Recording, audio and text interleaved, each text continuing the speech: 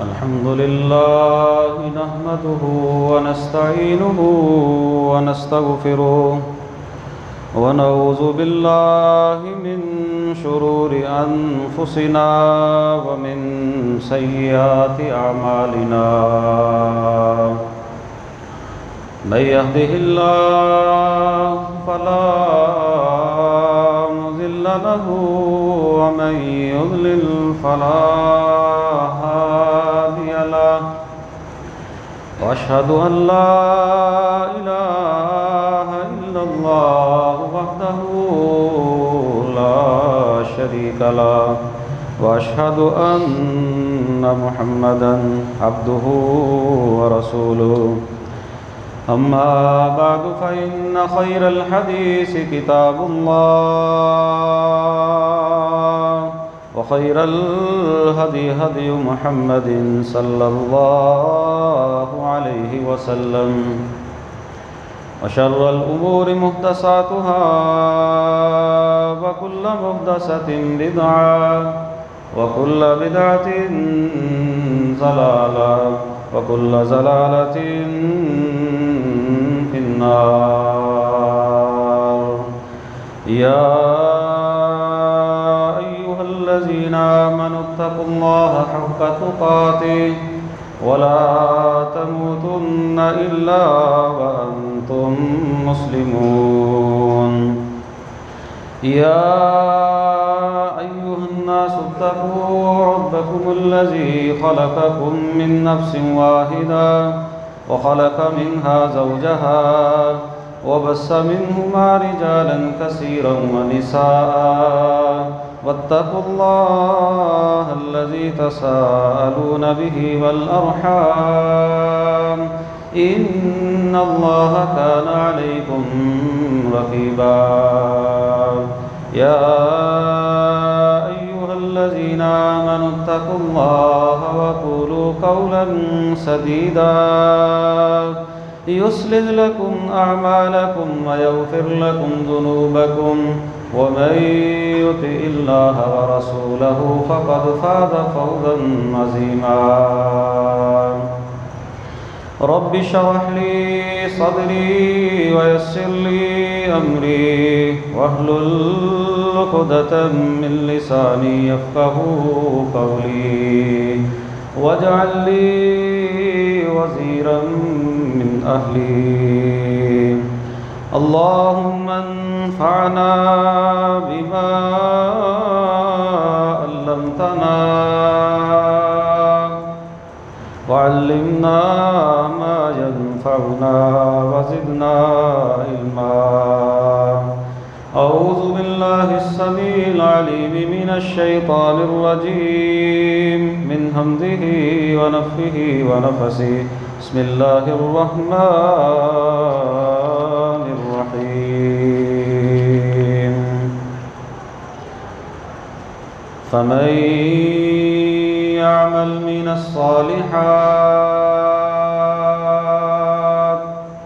وهو مؤمن فمن يعمل من الصالحات وهو مؤمن فلا كفران لسعيه وإنا له كاتبون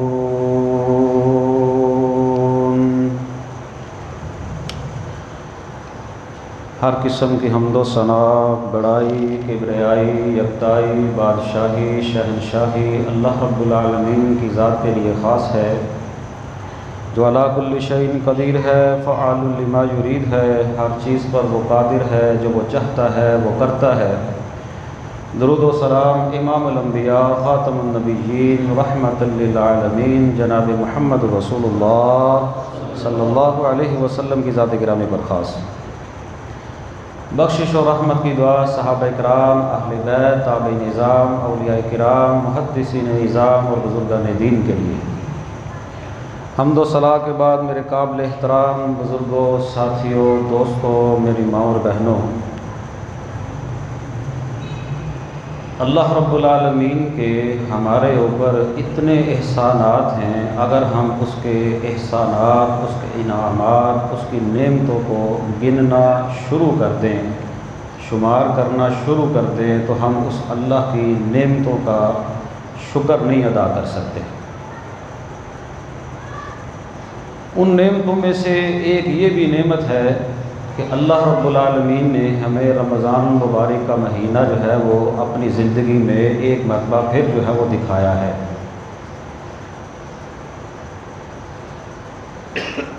علامہ ابن قیم رحمہ اللہ، علامہ ابن جوزی رحمہ اللہ، ان کے بارے میں ایک قول ہے، کہتے ہیں اگر قبر والے لوگ تمنا کریں نا کہ دوبارہ دنیا کے اندر چلے جائیں، ان کی وہ خواہش پوری بھی ہو جائے، تو وہ صرف یہ تمنا کریں گے کہ یا اللہ ہمیں رمضان المبارک کا صرف ایک دن دے دے،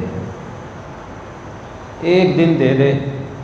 اس بات سے آپ اندازہ لگا لیں کہ اللہ کی رحمت رمضان میں کتنی ہوتی ہے کہ بندہ رمضان کا صرف ایک دن دے دے، کہ اس ایک دن میں ہم اپنے اللہ سے اتنی معافی مانگیں گے۔ اللہ کی رحمت کے دروازے اتنے کھلے ہوتے ہیں کہ اللہ اپنے بڑے بڑے گناہ گار بندوں کو، ہم جیسے بندوں کو بھی معاف کر دیتا ہے۔ اور بدقسمت، بد نصیب، ہلاک ہو گیا وہ بندہ جس کے بارے میں نبی پاک صلی اللہ علیہ وسلم نے دعا کرتے ہوئے آمین کہا تھا، جس کی زندگی میں رمضان کا مہینہ آیا اور اس نے جو ہے وہ اس میں اپنے اللہ سے اپنے گناہوں کو جو ہے وہ معاف نہ کروایا۔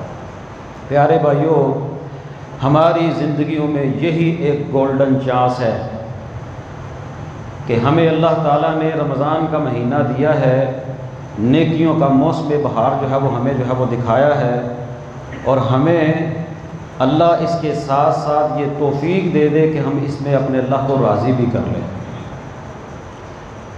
نبی پاک صلی اللہ علیہ وسلم کا فرمان ہے، آپ نے فرمایا نعمتان مغبون فیہا کثیر من الناس، دو نعمتیں ایسی ہیں جن نعمتوں کی اکثریت لوگوں کی قدر نہیں کرتی۔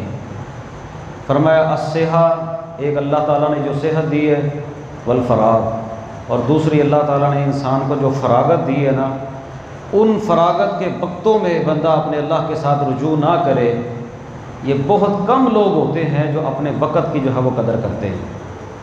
اور حشر کا جب میدان لگے گا، نبی پاک صلی اللہ علیہ وسلم نے فرمایا لا یزول قدم ابن آدم حتی یسأل عن خمس، ابن آدم جب تک 5 سوالوں کے جواب نہیں دے گا، حشر کے میدان میں اپنے قدموں کو ہلا نہیں سکے گا۔ ان میں سے ایک سوال یہ بھی ہوگا کہ زندگی کہاں پر گزاری؟ یہ جو زندگی ہم گزار رہے ہیں، یہ جو وقت ہم گزار رہے ہیں، یہ اللہ تعالیٰ کی ایک نعمت ہے، اور اس نعمت کے بارے میں پوچھا جائے گا زندگی کہاں پر گزاری؟ تمہاری زندگی کے اندر جو ہے وہ دن اور رات آئے، تمہاری زندگی کے اندر رمضان جیسا بابرکت مہینہ آیا، تم نے اس سے فائدہ نہیں اٹھایا۔ اور نوجوانوں سے اسپیشل سوال ہوگا جوانی کہاں پر گزاری، کہ تمہاری زندگیوں میں، تمہاری جوانیوں میں رمضان کا مہینہ آیا، تم نے اس کی جو ہے وہ کیا قدر کی؟ پیارے بھائیوں، اس رمضان کے مہینے کے اندر اپنے آپ کو عبادت کر کر کے تھکائیے، اپنے اوپر تھوڑی سی اپنے جسم کو مشقت دیں اس بات پر کہ آج تو اپنے اللہ کی عبادت کر لے، کل مرنے کے بعد تیرے لیے سکون ہی سکون ہے۔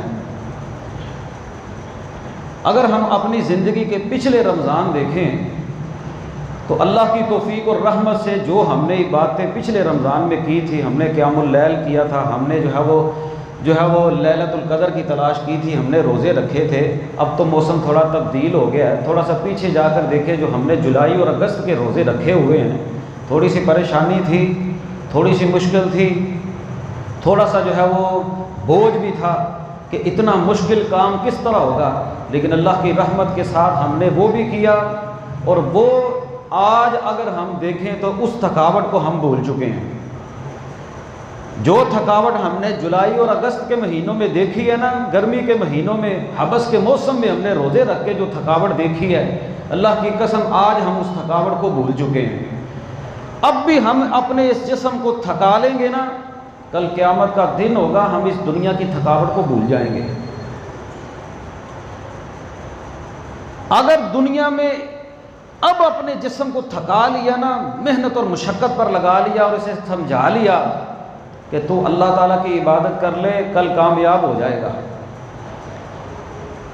پھر یہ ہمارے لیے فلاح اور کامیابی، اور پھر یہ رمضان ہمارے لیے جو ہے وہ گولڈن بنے گا۔ نبی پاک صلی اللہ علیہ وسلم کے ایک صحابی حضرت طلحہ بن عبید اللہ رضی اللہ تعالی عنہ، مسند احمد کے اندر یہ حدیث موجود ہے، کہتے ہیں نبی پاک صلی اللہ علیہ وسلم کے پاس ایک قبیلے کے دو بندے آئے اور دونوں آ کر ایک ساتھ مسلمان ہو گئے۔ ایک ان میں سے جو ہے وہ صحابی اللہ کے نبی صلی اللہ علیہ وسلم کے ساتھ یا آپ کے ساتھ کسی غزوے میں یا کسی سریہ کے اندر آپ نے کسی جنگ میں بھیج دیا، وہ وہاں پر شہید ہو گیا۔ دوسرا صحابی جو مسلمان ہوا تھا اپنے اس ساتھی کے ساتھ، وہ ایک سال کے بعد اپنی طبی موت جو ہے وہ بستر کے اوپر فوت ہو گیا۔ حضرت طلحہ بن عبید اللہ کہتے ہیں مجھے خواب آیا اور خواب میں نے ان دونوں کو دیکھا، لیکن میں کیا دیکھتا ہوں کہ وہ جو اللہ کی راہ میں شہید ہوا ہے نا، اس شہید سے زیادہ درجہ اس بندے کا ہے جو ایک سال کے بعد جو ہے وہ فوت ہوا ہے۔ کہنے لگے مجھے بڑا تعجب ہوا اس ساتھی کے بارے میں کہ یہ بندہ شہید ہوا ہے اور شہید کا تو درجہ ہی بڑا ہے، شہید کا تو مقام ہی بڑا ہے۔ میرے دل کے اندر کوئی بات پیدا ہوئی، میں نے یہ بات اپنا خواب نبی مکرم جناب محمد رسول اللہ صلی اللہ علیہ وسلم کے سامنے جو ہے وہ بیان کر دیا۔ نبی پاک نے فرمایا اے طلحہ، اس میں تعجب والی کون سی بات ہے؟ کیا تو نہیں جانتا کہ جو صحابی جو بندہ بعد میں فوت ہوا ہے اس نے ایک سال کی نمازیں، روزے، اتنی رکعات، اتنے سجدے زیادہ نہیں کیے؟ یعنی کہ وہ جو ایک سال کی زندگی اسے زیادہ ملی تھی، اس کی ایک سال کی زندگی میں نمازیں بھی تھی، اس کی ایک سال کی زندگی میں رمضان کے روزے بھی تھے، اس نے اتنی رکعات زیادہ نہیں پڑھی۔ اب اس بات سے، اس حدیث سے اندازہ لگا لیں کہ یہ جو زندگی ہے، یہ جو وقت ہے، یہ اللہ رب العالمین کی کتنی بڑی ہمارے اوپر نعمت ہے کہ شہید سے بھی زیادہ درجہ اس صحابی کا ہو گیا جو ایک سال کے بعد جو ہے وہ فوت ہو رہا ہے۔ کس وجہ سے؟ اس نے ایک سال جو ہے وہ عبادت زیادہ کی تھی، اس کی زندگی میں رمضان کا مہینہ آیا تھا اور رمضان کے مہینے میں اس نے اپنے اللہ کے ساتھ جو ہے وہ جو لو لگائی ہوگی، جس طرح اس نے اپنے اللہ کی عبادت کی ہوگی، اس وجہ سے اس کو جو ہے یہ مقام اور مرتبہ جو ہے وہ ملا۔ اس نے اتنے سجدے زیادہ کیے، اس نے اتنی نمازیں جو ہے وہ زیادہ پڑھی۔ زندگی زیادہ ہو، با برکت ہو اور نیکیوں والی ہو، یہ بہت بڑا جو ہے وہ اللہ رب العالمین کا انعام ہے۔ یہی بات میں آپ کے سامنے کرنا چاہ رہا ہوں کہ اللہ نے ہمیں جو زندگی دی ہے نا، یہ ہمارے اوپر اللہ کا بہت بڑا انعام ہے کہ ہماری زندگی میں دوبارہ رمضان آیا ہے۔ ورنہ ہم لوگ دیکھتے ہیں کہ رمضان سے 2 دن پہلے بھی کسی کا اعلان ہو رہا تھا کہ بندہ فلاں بندہ فوت ہو گیا، رمضان سے 1 دن پہلے بھی کسی کا اعلان ہو رہا تھا فلاں بندہ جو ہے وہ فوت ہو گیا، رمضان کے شروع ہونے سے چند گھنٹے پہلے بھی کسی کا اعلان ہو رہا تھا کہ فلاں بندہ جو ہے وہ فوت ہو گیا۔ یہ اللہ رب العالمین کا ہمارے اوپر احسان نہیں؟ اگر اللہ تعالیٰ نے ہمیں یہ نعمت دی ہے تو اس کی قدر کیجئے، رمضان کی قدر کیجئے۔ یہ ہمارے درمیان سے بڑی سپیڈ سے جو ہے وہ گزرتا جا رہا ہے۔ آج دیکھ لیں 6واں روزہ ہو گیا، ایسے لگتا ہے جیسے رمضان شروع ہی نہیں ہوا ابھی، ایسے شروع ہوا ہے 6واں روزہ ہو گیا۔ اللہ رب العالمین نے قرآن مجید میں 3 گروہوں کا ذکر کیا ہے۔ فرمایا ثم اورثنا الکتاب الذین اصطفینا من عبادنا فمنہم ظالم لنفسہ، میرے بندوں میں سے کچھ بندے ایسے ہیں جو اپنی جانوں پر ظلم کرتے ہیں، ومنہم مقتصد، کچھ بندے ایسے ہیں جو میانہ روی اختیار کرتے ہیں، وہ بڑے درمیانے درجے کے لوگ ہوتے ہیں ہر کام میں۔ اور تیسرا درجہ اللہ تعالیٰ نے ان لوگوں کا ذکر کیا، فرمایا وَمِنْهُمْ سَابِقٌ بِالْخَيْرَاتِ، اور تیسرا درجہ ان لوگوں کا ہے جو نیکی کے کاموں میں بڑھ چڑھ کر جو ہے وہ حصہ لینے والے اور سبقت کرنے والے ہیں۔ 3 درجے ذکر کرنے کے بعد اللہ تعالیٰ فرماتے ہیں ذَلِكَ هُوَ الْفَضْلُ الْكَبِيرُ، یہ جو لوگ ہیں ان کے اوپر اللہ رب العالمین کا بہت بڑا جو ہے وہ فضل ہے، جو نیکیوں کے اندر سبقت لے جانے والے اور جلدی کرنے والے ہیں۔ ایک وہ بندہ ہے جو گناہ بھی کرتا ہے، اپنی جان پر ظلم کرتا ہے، ایک وہ بندہ جو میانہ روی اختیار کرتا ہے، گناہ بھی ہیں نیکیاں بھی ہیں، اور ایک وہ بندہ ہے جو نیکی کے کسی کام کو نہیں جانے دیتا۔ ذالک هو الفضل الکبیر، فرمایا یہ بندہ جو ہے وہ بہت بڑی جو ہے وہ کامیابی، بہت بڑا فضل ہے اس بندے کے لیے۔ اگر آپ نیکی کے کاموں میں سبقت لے جانے والے ہیں تو آپ کے لیے اللہ تعالیٰ کا بہت بڑا فضل ہے۔ قرآن مجید کے اوپر اگر غور کریں نا، اللہ تعالیٰ نے جہاں پر دنیا داری کا ذکر کیا نا، وہاں پر فرمایا افمن یمشی مکبا علی وجہہ اہدی امن یمشی سویا علی صراط مستقیم۔ یمش کے لفظ استعمال کیے، مشا یمشی کا معنی ہوتا ہے چلنا، یہ سورہ ملک آپ پڑھتے رہتے ہیں۔ لیکن اگر آپ اللہ رب العالمین کی جنت کا تذکرہ قرآن مجید میں پڑھیں نا تو اللہ نے یہ نہیں کہا کہ تم چل کر جو ہے وہ جنت کی طرف آ جاؤ، فرمایا وَسَارِعُوا إِلَىٰ مَغْفِرَةٍ مِّن رَبِّكُمْ وَجَنَّةٍ عَرْضُهَا السَّمَاوَاتُ وَالْأَرْضُ۔ لوگو جلدی کرو اللہ کی مغفرت کی طرف، اللہ کی جنت کی طرف، جس کی جنت کی چوڑائی زمین و آسمان کے برابر ہے۔ جب اللہ رب العالمین کی طرف چلنے کی باری آئی تو قرآن نے کہا فَفِرُّوا إِلَى اللَّهِ، اور سستی نہ کرو، آہستہ آہستہ اللہ کی طرف نہ آؤ، فَفِرُّوا إِلَى اللَّهِ، اللہ کی طرف دوڑو، اللہ کی طرف بھاگو۔ فَأَيْنَ تَذْهَبُونَ، اور تم کدھر جاتے ہو؟ تمہیں تو اللہ کون سی راہ دکھاتا ہے اور تم کدھر جو ہے وہ چلے جاتے ہو؟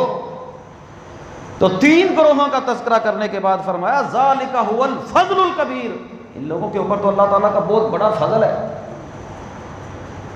آپ قرآن مجید پڑھے نا سورہ طٰہٰ، اللہ رب العالمین نے سورہ طٰہٰ میں نا اپنے بڑے پیارے پیغمبر اور نبی حضرت موسیٰ علیہ السلام کا تذکرہ کیا ہے۔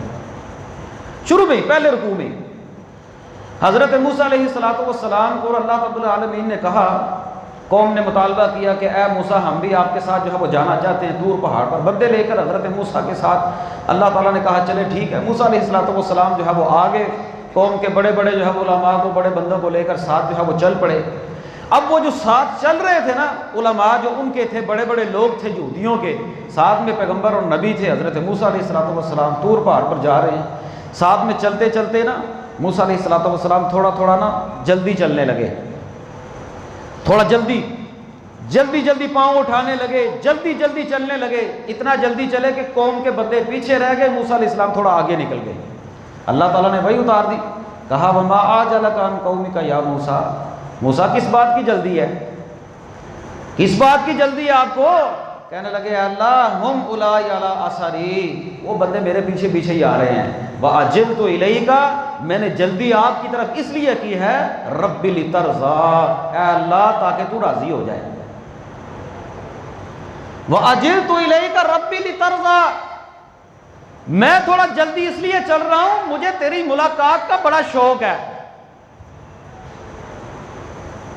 یہاں پر یہ نہیں کہا کہ میں آہستہ آہستہ ان بندوں کے ساتھ آ جاؤں، اللہ کو اپنے نبی کی یہ عذاب اتنی پسند آئی کہ اللہ نے اس کو قرآن بنا دیا کہ اللہ سے ملنے کا، ملاقات کا اتنا شوق کہ چل تو سبھی رہے ہیں لیکن موسیٰ علیہ السلام تھوڑا سا جلدی چل کے آگے ہو گئے۔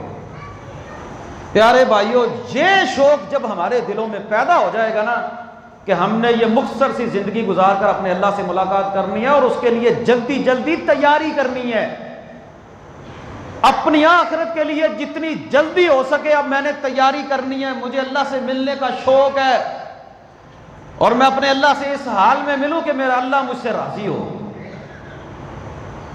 اللہ سے ملاقات کا شوق۔ اور جب بندے کے دل کے اندر اللہ سے ملاقات کا شوق پیدا ہو جائے نا تو بندہ دنیا تو کرتا ہی کرتا ہے لیکن اس کے ساتھ ساتھ اس کی ترجیح جو ہے وہ اس کی آخرت ہوتی ہے، اس کی ترجیح دنیا نہیں ہوتی، اس کی ترجیحات میں اللہ رب العالمین کی عبادات ہوتی ہیں اور اللہ رب العالمین کو راضی کرنا ہوتا ہے، یہ اس کی ترجیحات ہے۔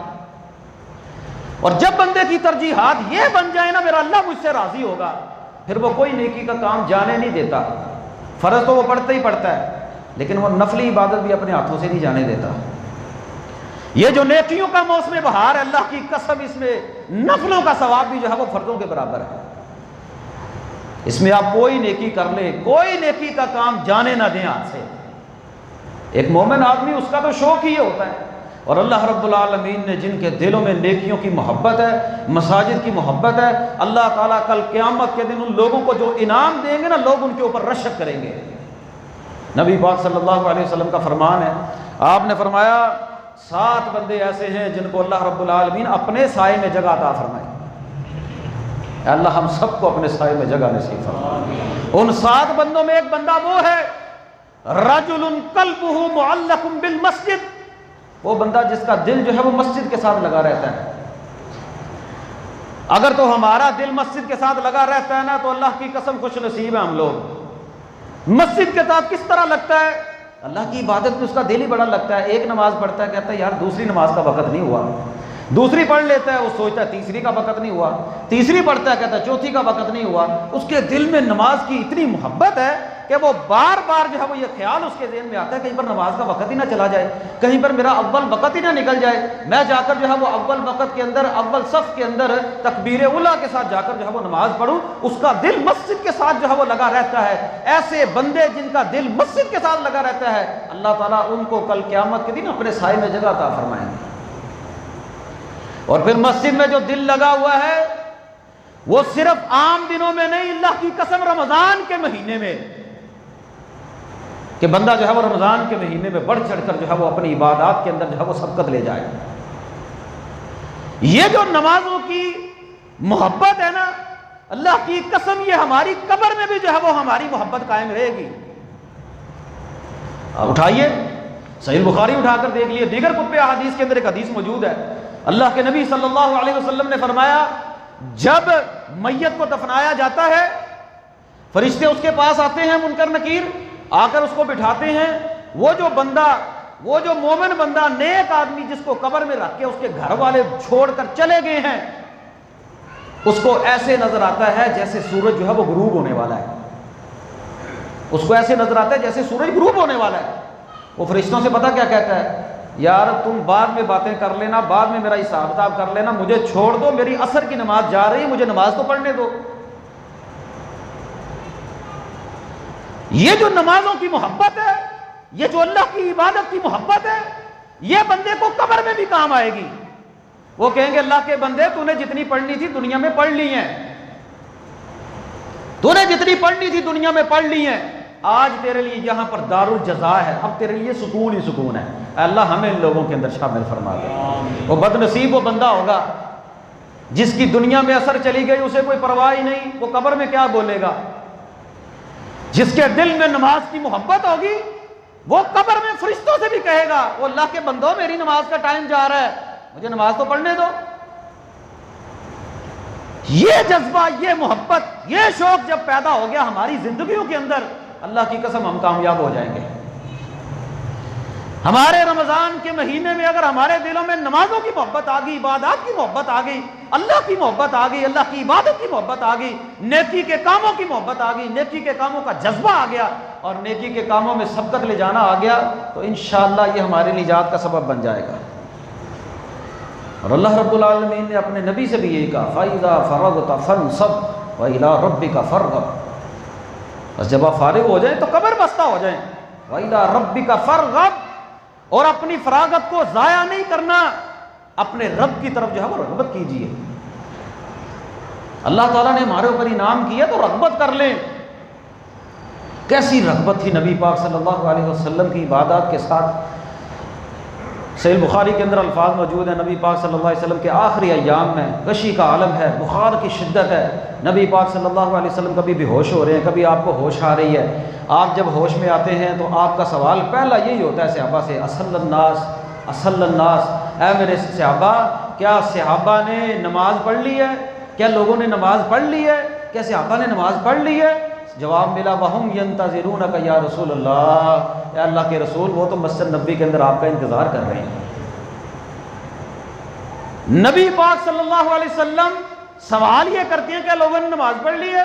جواب کیا ملتا ہے؟ وہ جو آپ کے شاگرد ہیں نا، وہ جو آپ کے صحابہ ہیں جن کے اوپر آپ نے محنت کی ہے، جن کو آپ نے دین کی تعلیم دی ہے، وہ تو مسجد میں بیٹھے ہوئے ہیں،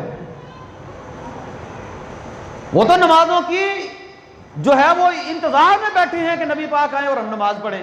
ان کے تو دلوں میں شوق ہی اتنا ہے۔ اور نبی پاک صلی اللہ علیہ وسلم کا جذبہ، دو صحابہ کے کندھوں پر ہاتھ رکھا، نبی پاک صلی اللہ علیہ وسلم کے قدم مبارک زمین پر گھسٹتے ہوئے آپ مسجد نبی کے اندر تشریف لائے، جیسے گھسٹتے ہوئے کوئی لائن نہیں بن جاتی، نشان نہیں بن جاتے، نبی پاک کے قدموں کے ساتھ زمین پر نشان بنتے جا رہے تھے۔ نبی پاک صلی اللہ علیہ وسلم نے نماز کے ساتھ، عبادات کے ساتھ اپنی آخری زندگی کے اندر بھی اتنی محبت کی اور وصیت کرتے ہوئے یہی فرمایا صلاۃ الصلاۃ، لوگوں نمازوں کی حفاظت کرنا۔ نماز تو ایک ایسی عبادت ہے کہ جس کے ساتھ بندے کا تعلق اللہ کے ساتھ مزید مضبوط ہو جاتا ہے۔ اور نبی پاک صلی اللہ علیہ وسلم نے صحابہ کو بھی ترغیب دی، خود اپنی زندگی میں نبی پاک صلی اللہ علیہ وسلم نے صحابہ کو عبادات میں شوق پیدا کر کے دکھایا۔ اٹھا لیے صحیح بخاری، حضرت حذیفہ کہتے ہیں نبی پاک صلی اللہ علیہ وسلم ایک مرتبہ رات کا قیام کیا، میں جا کے ساتھ مل گیا نبی پاک کے، میں نے سوچا نبی پاک صلی اللہ علیہ وسلم 100 آیات پڑھ کے جو ہے وہ رکوع کر دیں گے۔ نبی پاک نے 100 آیات پڑھی، آپ نے پہلا پارہ پورا کیا، آپ نے دوسرا پارہ پورا کیا، آپ نے سورۃ البقرہ پوری کی 2.5 پارے، اس کے بعد نبی پاک نے سورہ النساء شروع کی، جا کر 5واں 5 پارے 6 پارے کے اندر جا کر جو ہے وہ پوری ہو رہی ہے، اور پھر اس کے بعد نبی پاک صلی اللہ علیہ وسلم نے سورہ آل عمران جو ہے وہ پوری کی۔ ایک رکعت کے اندر اللہ کے نبی صلی اللہ علیہ وسلم نے 5.25 پاروں کی قیام میں تلاوت کی۔ اور جب عبادت کر کر کے نبی پاک کے پاؤں سوج جاتے نا تو امی عائشہ کہتی ہے اللہ کے نبی، اللہ نے آپ کے سارے گناہوں کو معاف کر دیا ہے، آپ اتنی گناہ عبادت کیوں کرتے ہیں؟ کہنے لگے عائشہ افلا اکون عبدا شکورا، کیا میں اللہ کا شکر گزار بندہ نہ بن جاؤں؟ جتنی زیادہ اللہ کی عبادت کریں گے اتنے زیادہ اللہ کے شکر گزار بندے بن جائیں گے۔ اور رمضان کے الفاظ موجود ہے، اللہ کے نبی صلی اللہ علیہ وسلم جب رمضان کا مہینہ شروع ہوتا آپ آخری عشرے میں کمر بستہ ہو جاتے، آپ اپنے گھر والوں کو بھی جگاتے، خود بھی جاگتے، اپنے گھر والوں پہ بھی محنت کرتے کہ کہیں پر ان برکات سے میرے گھر والے بھی محروم نہ رہ جائیں۔ نبی پاک صلی اللہ علیہ وسلم نے رغبت دلائی نمازوں میں، اور پھر نیکی کا اثر جو ہے وہ گھر والوں پر بھی ہوتا ہے۔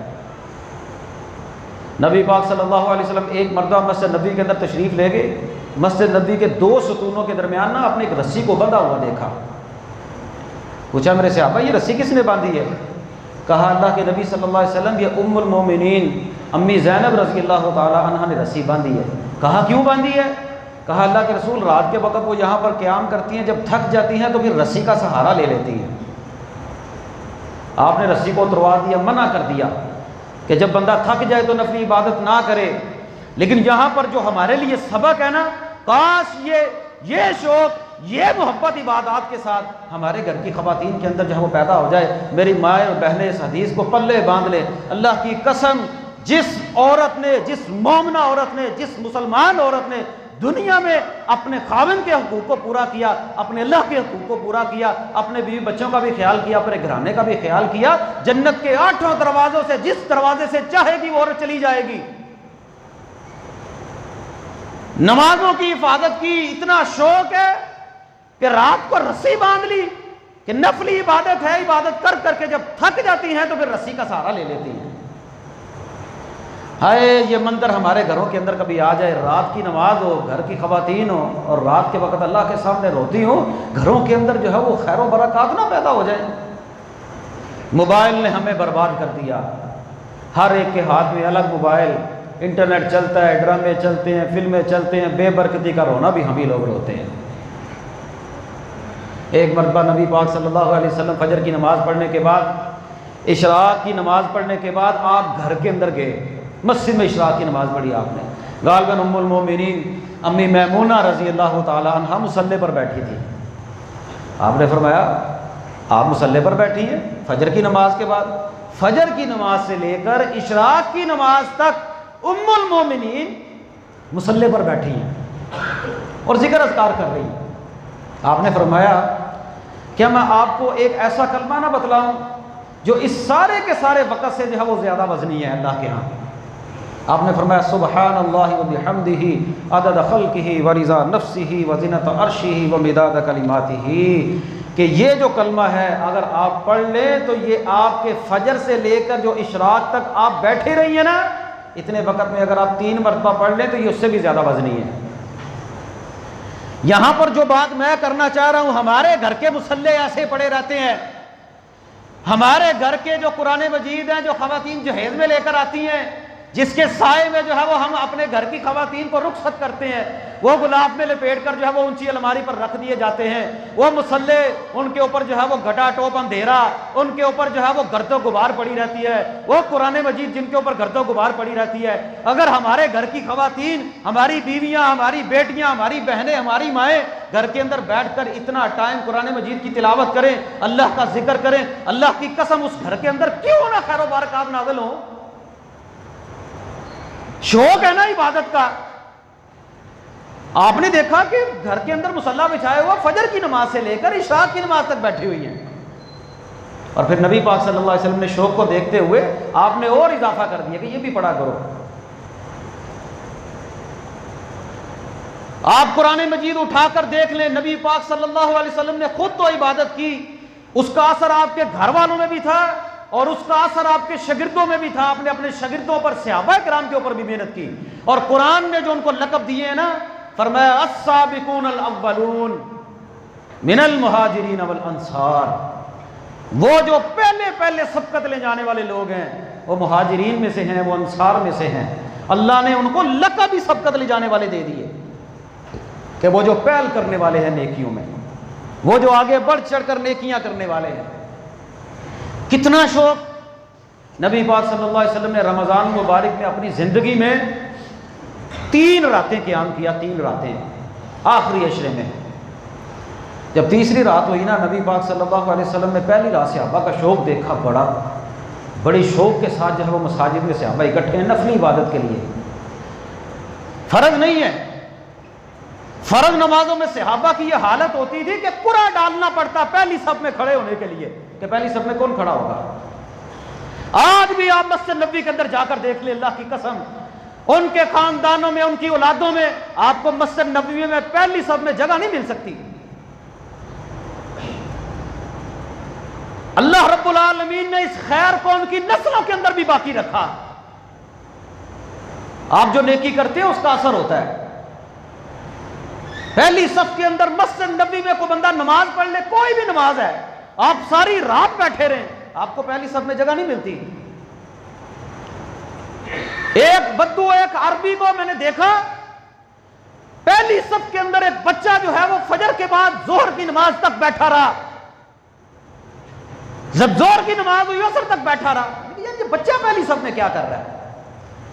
جب نماز کا ٹائم ہوتا، اذان ہوتی، بچے کو ایک بندہ اٹھاتا، بچے کو اٹھا دیتا، خود اس کی جگہ پر آ کر بیٹھ جاتا۔ اس نے کہا میرا جب یہ بچہ پیدا ہوا نا، میں نے اللہ کے سامنے یہ مدد مانگی، اللہ سے نظر مانگی، اللہ تو میری مدد کرنا۔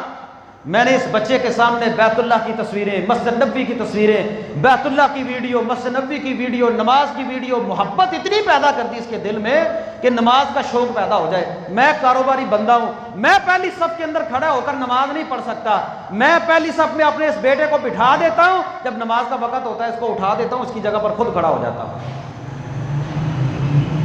شوق ہے نا؟ کیسا شوق ہے مسجد نبوی کی پہلی صف میں مجھے جگہ ملے۔ صحابہ نے نمازیں پڑھی، نفلی نماز، ہماری نفلی نماز بھی ہے نا، کل رات میں دیکھ رہا تھا آدھی صف رہ گئی ہے، آدھی صف قیام اللیل میں، اتنے بڑے علاقے میں قیام اللیل میں آدھی صف رہ گئی ہے۔ ہمیں تو عورتوں سے کچھ نصیحت حاصل کرنی چاہیے، اللہ کی قسم، اللہ کا احسان ہے، ہماری مسجد میں تو آپ سے زیادہ خواتین شرکت کرتی ہیں نماز تراویح میں۔ اللہ ان کی زندگیوں کے اگر برکت دے، اتنا شوق نفلی عبادت میں، فرضوں میں بھی ہمیں پیدا ہو جائے، ہمارے گھر کے اندر کتنی جو ہے وہ رحمتوں کا نزول ہو۔ جوک در جوک 2-3 صفیں خواتین کی نفلی نماز میں ہوتی ہیں، چھوٹے چھوٹے بچے آ جاتے ہیں مغرب کے ٹائم، دروازہ کھول دیں۔ یہ موقع بار بار نہیں ملنے والا، یہ زندگی کی بہاریں بار بار نصیب نہیں ہونے والی۔ آپ نے قیام دیکھا، پہلی رات صحابہ کا شوق، دوسری رات دیکھا اور زیادہ شوق تھا رات میں، تیسری رات دیکھا اور زیادہ شوق۔ آپ نے فرمایا میرے صحابہ گھروں کے اندر چلے جاؤ، مجھے یہ لگتا ہے اللہ تمہارے شوق کو دیکھتے ہوئے کہیں پر قیام اللیل کو فرض ہی نہ کر دے۔ تمہارا اتنا شوق ہے قیام اللیل میں، رات کی نماز میں، اللہ اس کو فرض ہی نہ کر دے۔ نبی پاک نے پڑھانی چھوڑ دی کیونکہ وہی نازل ہو رہی تھی۔ اللہ نے ان کو سابقون الاولون کا لقب دیے۔ صحیح مسلم کے اندر الفاظ موجود ہیں، اللہ کے نبی صلی اللہ علیہ وسلم کے پاس نا کچھ صحابہ آئے، آ کر کہنے لگے اللہ کے نبی سارا فضل ساری نعمتیں جنت والی وہ تو امیر لوگ لے گئے، ہم نماز پڑھتے ہیں وہ بھی پڑھ لیتے ہیں، ہم جو ہے وہ روزہ رکھتے ہیں وہ بھی رکھ لیتے ہیں، لیکن وہ صدقہ کرتے ہیں، ہمارے پاس پیسے نہیں، ہم نہیں صدقہ کر سکتے۔ وہ لوگ حج اور عمرہ کرتے ہیں، وہ جہاد میں اللہ کی راہ میں مال دیتے ہیں، صدقہ خیرات کرتے ہیں، ہم تو نہیں وہ کام کر سکتے۔ اور یقین مانیے جن کو اللہ نے مال دیا ہے قدر کریں، قدر کریں، ایسے بندوں پر رشک کرنا جائز ہے جن کو اللہ نے مال دیا ہے اور اللہ کی راہ کے اندر جو ہے وہ مال خرچ کرتے ہیں، ریاکاری بھی نہیں کرتے۔ اللہ نے ان کو مال دیا، وہ صدقہ خیرات بھی کرتے ہیں، لیکن ہمارے پاس مال نہیں ہے، ہم وہ نیکی نہیں کر سکتے جو وہ صحابی کر رہے ہیں۔ اب دل کے اندر ایک خیال پیدا ہوا کہ نیکیوں میں پیچھے رہ گئے ہیں۔ نبی پاک صلی اللہ علیہ وسلم نے فرمایا میرے صحابہ کیا تمہیں ایسا عمل نہ بتلاؤں، اگر تم وہ عمل کر لو تو پھر تمہارے برابر کوئی بندہ نہیں ہو سکتا، ہاں الا یہ کہ اس جیسا کوئی اور بندہ عمل کرے۔ آپ نے فرمایا ہر نماز کے بعد اپنی جگہ پر بیٹھ کر 33 مرتبہ سبحان اللہ، 33 مرتبہ اللہ اکبر، 33 مرتبہ جو ہے وہ الحمدللہ یا 34 مرتبہ اللہ اکبر پڑھ لیا کرو۔ یہ عبادت، یہ کام تمہارا ایسا کام ہے کہ یہ وہ صحابہ جو صدقہ خیرات کرنے والے ہیں نا وہ تمہارے برابر نہیں ہو سکیں گے، ہاں تمہارے جیسا کوئی عمل کرے۔ ان کے صحابہ کے دلوں میں جو شوق تھا وہ اسی بات کا تھا کہ نیکیوں میں وہ کیوں آگے نکل گئے ہیں، ہم کیوں پیچھے رہ گئے ہیں۔ ہم نہیں دیکھتے کہ یار ایک بندہ پہلی صف میں کھڑا ہو کر نماز پڑھ رہا ہے، وہ تکبیر اولیٰ کے ساتھ نماز پڑھتا ہے، وہ اذان بھی پڑھتا ہے، وہ اذان سے پہلے مسجد میں بھی آتا ہے، وہ روزے بھی رکھتا ہے، وہ صدقہ خیرات بھی کرتا ہے، ہمارے دل میں کیوں نہیں رشک پیدا ہوتا کہ یار مجھے بھی اللہ نے نعمتیں دی ہیں، میرے اوپر بھی اللہ تعالیٰ نے انعام کیا، میں کیوں نہ آگے بڑھ کر اللہ تعالیٰ کی عبادت کروں۔ صحابہ کے دلوں میں تو یہ شوق تھا، اور نبی پاک صلی اللہ علیہ وسلم کے صحابہ کے دلوں میں یہ شوق بترجا تب پایا جاتا تھا، اور جس کے دل کے اندر یہ شوق پیدا ہو گیا پھر اللہ رب العالمین دنیا میں بھی ان کو عزت عطا فرماتے ہیں اور آخرت میں بھی ان کو بڑی منزل اور بڑا مقام اور بڑا مرتبہ ملے گا۔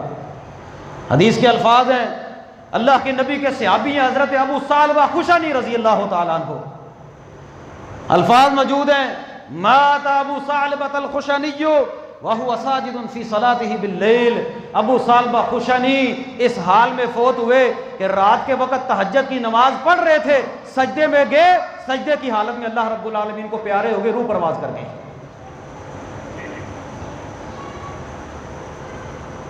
جن کے دل کی ٹھنڈک، جن کے دل کا سکون عبادت میں ہو، ان کی روح بھی عبادت میں نکلا کرتی ہے۔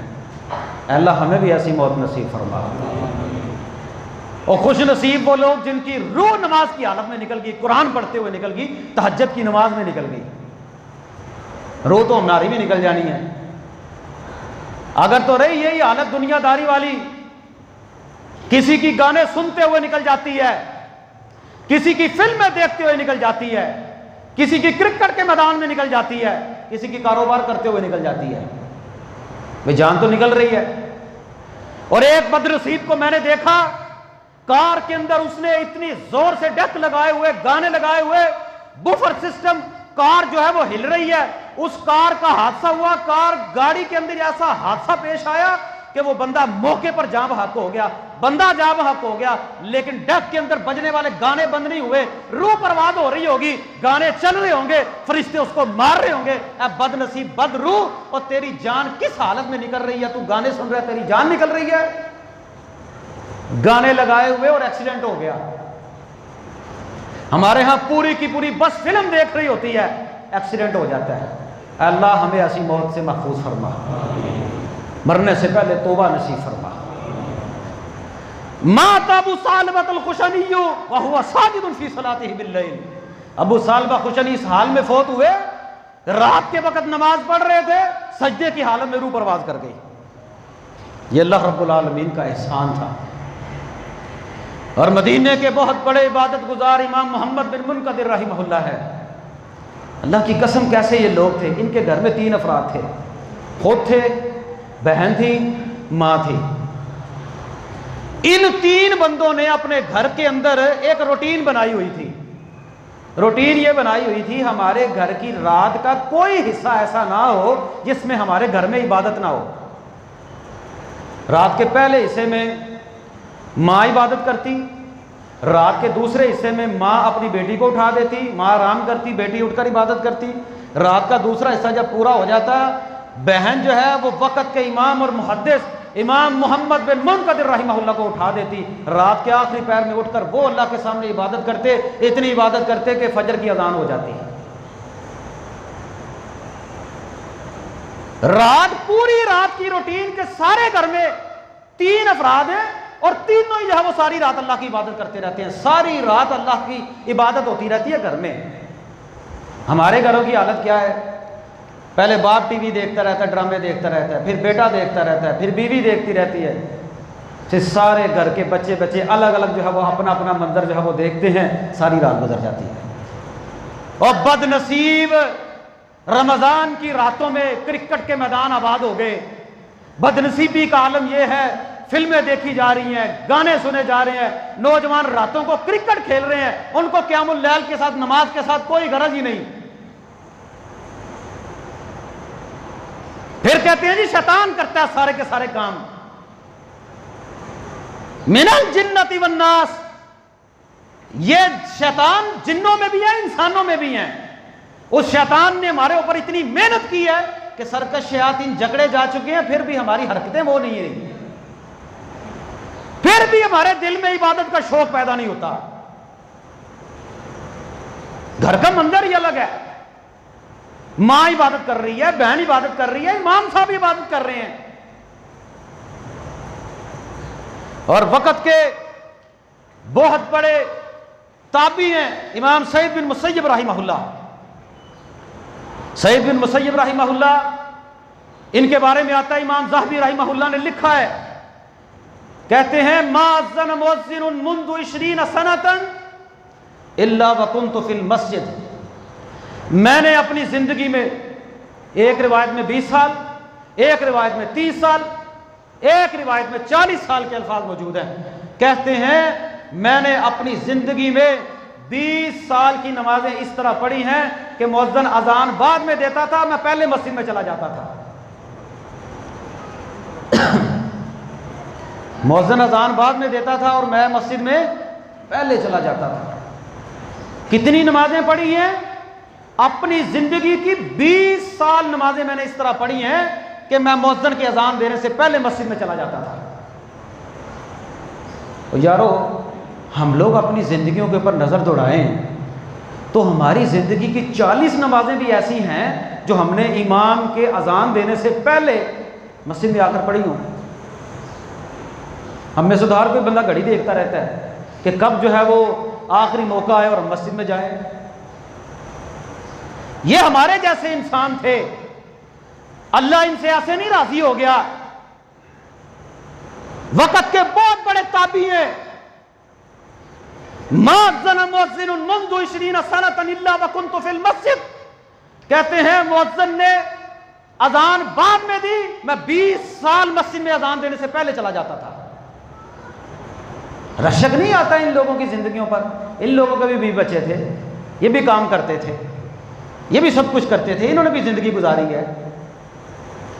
ہم نے اذان دینے سے پہلے کیا جانا ہے؟ ہماری نظروں میں تو رمضان میں فرض نماز کی کوئی اہمیت نہیں۔ وہ اللہ کے بندوں، اتنے بڑے علاقے میں ایک مسجد ہو، یہ 2 4 5 7 مسجدیں ہوں، اور وہ مسجدیں جو ہے وہ 2 4 صفوں میں رہ جائیں بس۔ اٹھائیے ہی وقت کے بہت بڑے امام محدث گزرے، امام اعمش رحمہ اللہ۔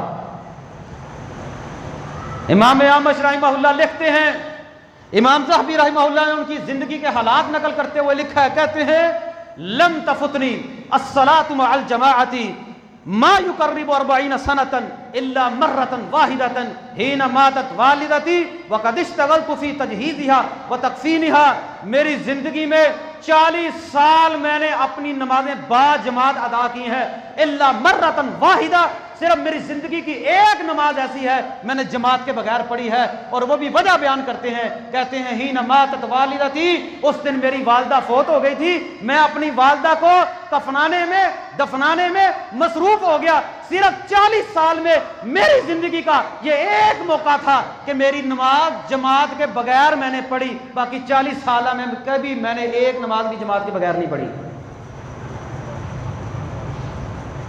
کتنی دیر؟ 40 سال میری والدہ فوت ہو گئی، والدہ کو دفنانے میں مصروف تھا کہ ایک نماز جماعت گزر گئی۔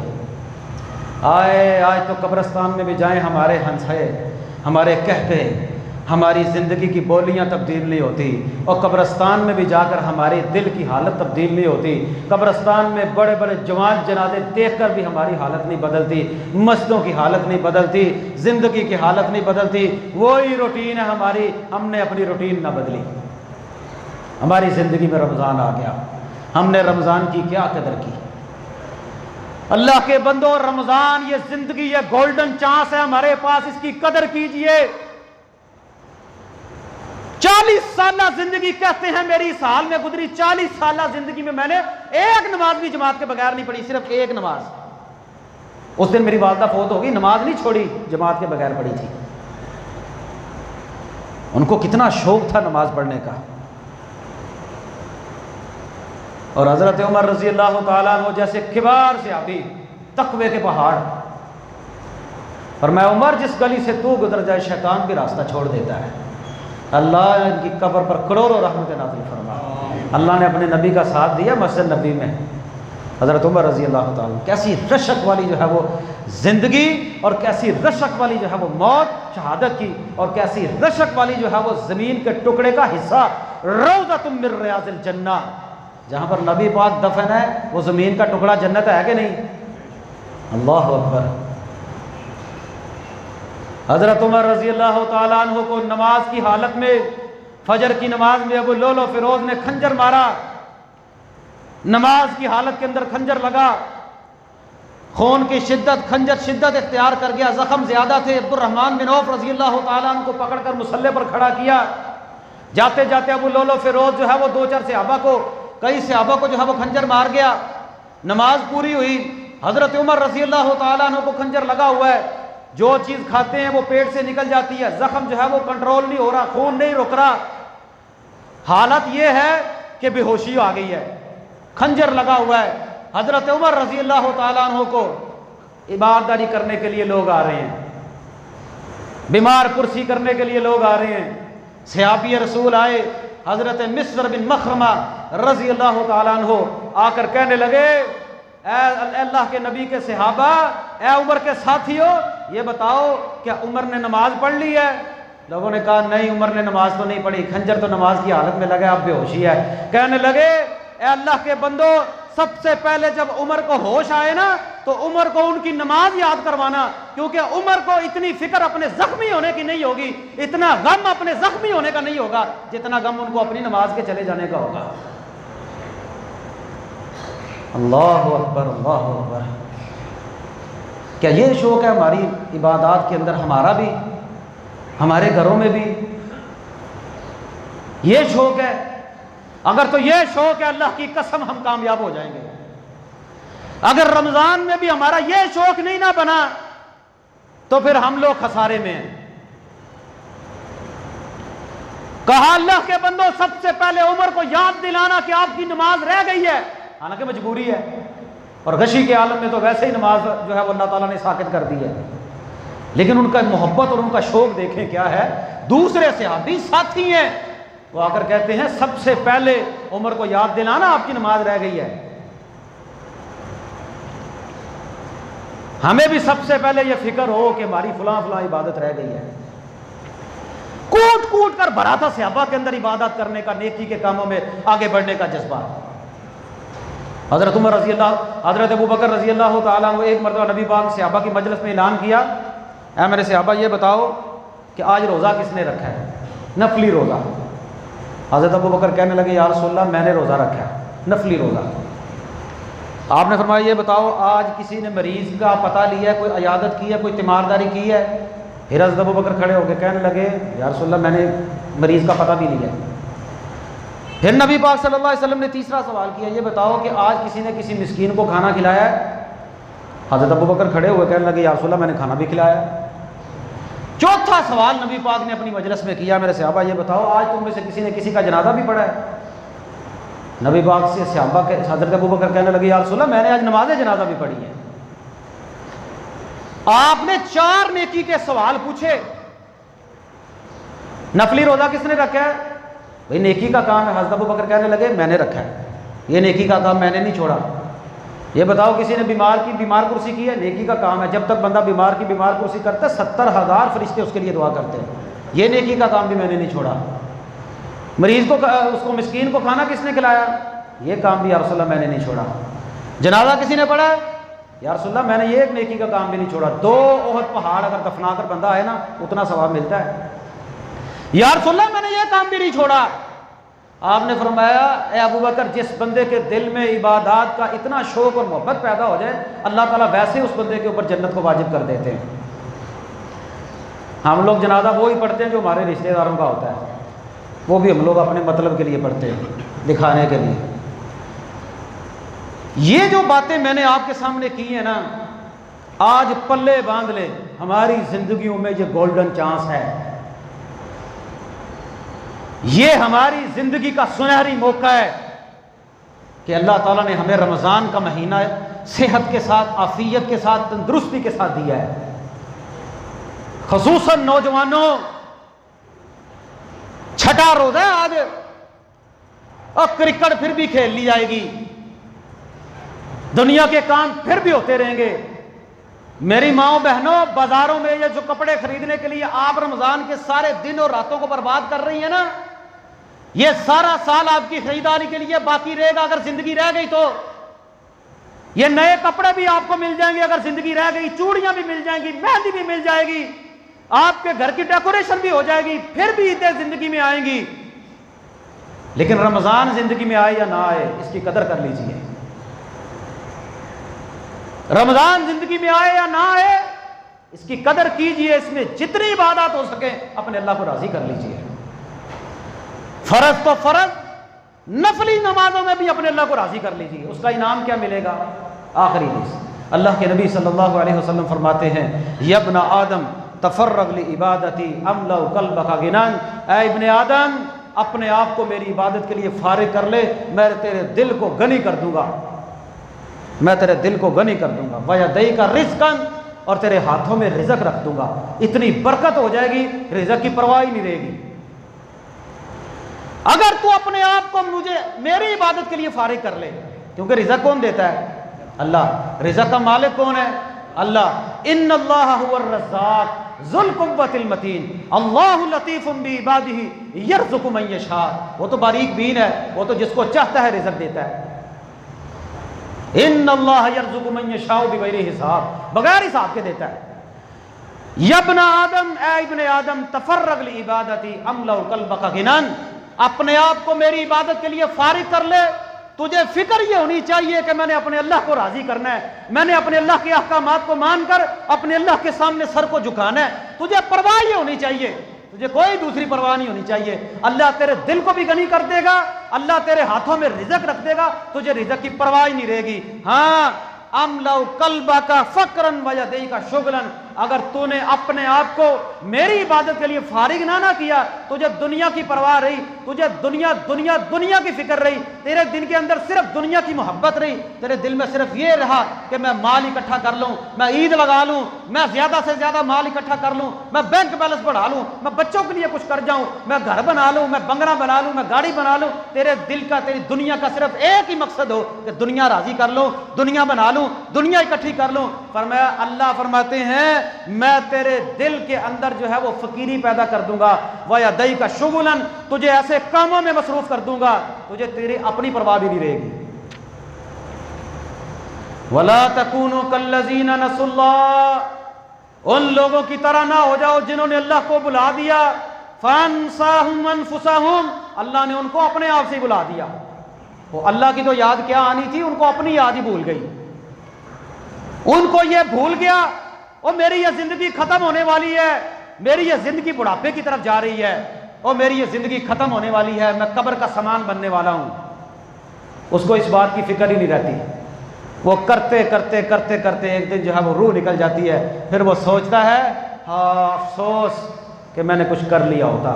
اللہ تعالیٰ سے دعا ہے، اے اللہ تو نے ہمیں رمضان کا مہینہ نصیب کیا ہے نا، ہمیں اس کی قدر کی بھی توفیق عطا فرما، اس کی قدر کی توفیق دے دے. اے اللہ اس کے اندر جتنی برکات ہیں وہ ہمارے نصیب میں لکھ دے۔ اے اللہ ہمارے گھروں کو اسلامی بنا دے، ہمارے گھروں میں اسلامی ماحول پیدا کر دے، ہمارے دلوں میں اپنی عبادت کا شوق پیدا کر دے۔ اے اللہ جب ہمیں موت آئے تو تیری عبادت میں آئے۔ اقول قولی ھذا استغفر اللہ علی و لکم۔